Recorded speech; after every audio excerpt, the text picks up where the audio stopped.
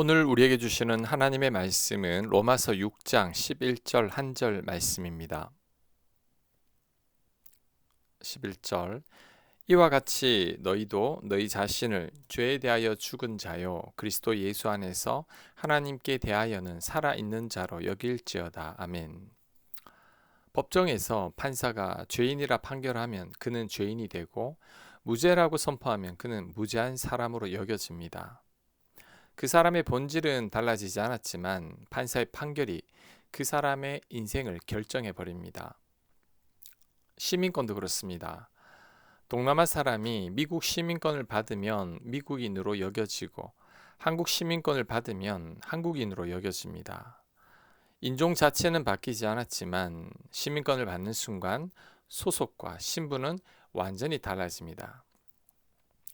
마찬가지로 하나님께서 우리를 어떻게 보시느냐가 우리의 정체성을 결정합니다. 우리는 원래 죄 많은 자였습니다. 하지만 이런 우리들을 하나님께서 용서하시고 아무 조건 없이 의롭다 하셨습니다. 고아와 같이 버림받은 우리들을 하나님께서 자녀로 여겨주셨습니다.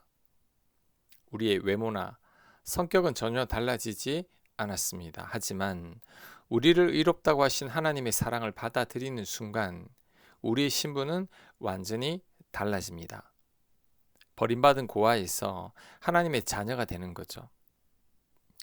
입양을 생각하면 이 은혜가 얼마나 큰지 알 수 있습니다. 어떤 아이가 부모에게 버려져서 고아원에서 자랐습니다. 그 아이는 늘 버려진 아이라는 낙인 속에서 우울하고 어둡게 자랐습니다. 하지만 어느 날 새로운 부모가 찾아와서 그 아이를 입양했습니다. 그 순간 아이의 신분은 완전히 바뀌게 됩니다. 여전히 같은 아이지만 이제는 고아가 아니라 사랑받는 아들이 된 거죠. 그의 삶은 이전과 같을 수 없습니다. 이제는 좋은 양부모님의 완전한 사랑을 받고 있기 때문이죠. 구약 성경의 무비보셋도 이 은혜를 잘 보여줍니다. 무비보셋은 사울 왕의 손자요 요나단의 아들이었지만 5살 때 전쟁 중 급히 도망치다가 떨어져 평생 다리를 저는 장애인이 되고 말았습니다. 그는 사울 왕가가 몰락한 뒤에 사람들의 기억 속에서 사라져버린 존재였습니다. 스스로도 초라하고 버려진 장애인으로 여겼습니다. 그러나 다윗은 요나단과의 언약을 기억하고 요나단의 아들 무비보셋을 불러들였습니다. 그리고 그를 원수의 후손으로 대하지 않고 자기 아들처럼 대하며 평생 같은 상에서 밥을 먹으며 가까이 했습니다. 자, 그날 이후로 무비보셋의 신분은 완전히 달라졌습니다. 그는 더 이상 숨어 지내는 장애인이 아니었습니다. 다윗 왕과 함께 상에서 밥을 먹는 자, 존귀한 자, 새로운 정체성을 가진 사람이 되었습니다.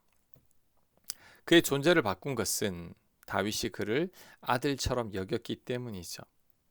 무비보셋이 어떻게 여겨졌는가가 그의 인생을 새롭게 바꿔버린 겁니다.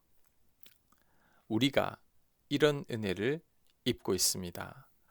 하나님께서 우리를 버려진 고아로 두지 않으셨습니다. 오히려 우리를 선택하시고 하나님의 집으로 데려오셔서 너는 내 아들이다, 내 딸이다 라고 불러주셨습니다.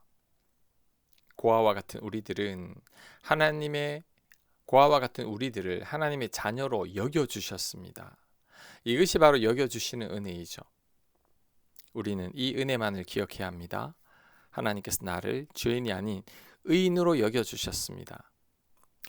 고아 같은 나를 하나님의 자녀로 받아주셨고 존귀하고 보배로운 존재로 여겨주셨습니다.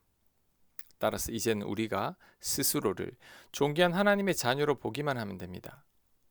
나를 입양하신 하나님의 사랑을 받아들이기만 하면 됩니다.